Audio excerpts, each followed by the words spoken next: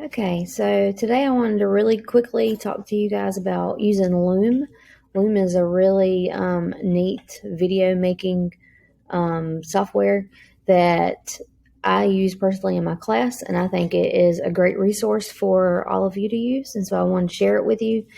Um, I have made several instructional videos, as you can see right here on my screen. I have a folder for English 4 videos that I've created, and I have a folder for English 2 videos that I've created.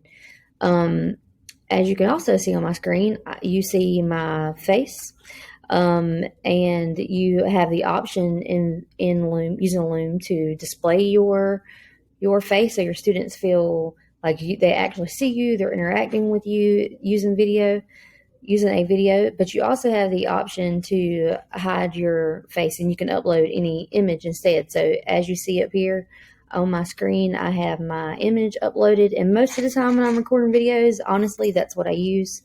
But I wanted to record this one using my actual face so that you guys could see that there are multiple options. So I wanted to show you just really quickly how easy this is. So when you use Loom, you actually have a couple of options. So I have added Loom as an extension on my Google Chrome. So if you look at this little puzzle piece that I'm going to zoom in on right here, well, it didn't do what I wanted, but if you look where I'm circling up here, this little puzzle piece at the top, if I were to click on that, you can see that I have some extensions.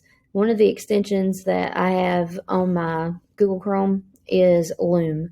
So if you want more directions for how to do that, I can show you one-on-one. But I've added Loom as the extension, and it's real easy. So if I get ready to record a video, I just click on this puzzle piece first, and then I click on Loom for Chrome, and it'll pop up asking if I want to record using just my screen where my image isn't projecting to my students in the video, or if I want to use my screen and my image like I'm doing right now with you guys, or if I just want to use my image. And I select what I want, and then it'll do a countdown for me, and it'll start recording. Okay.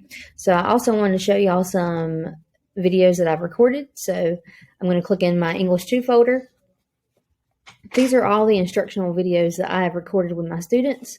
And as you can see in them, I have most of them, I have my image just in the background. And I'm going over explaining various activities that we've done in class. And it's really helpful for my students. And if I scroll over them, it'll say how many students have viewed. So I have 4 views on this, and no views on that one, 2 views, 2 views.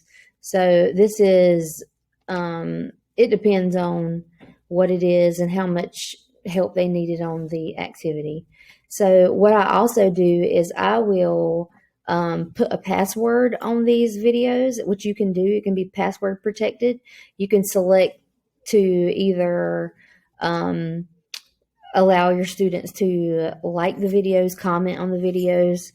I don't do that because I feel like it might get out of hand, so I don't do that. I set it where they can't do those things.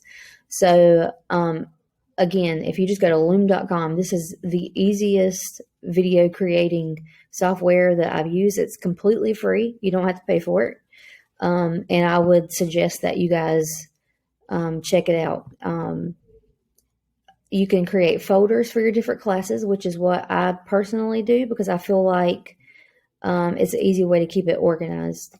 So if you have questions and you want help with creating your video, feel free to stop by and I will help you do that. But it's pretty easy to navigate. You probably won't have many questions. You can edit these videos. You can trim them down.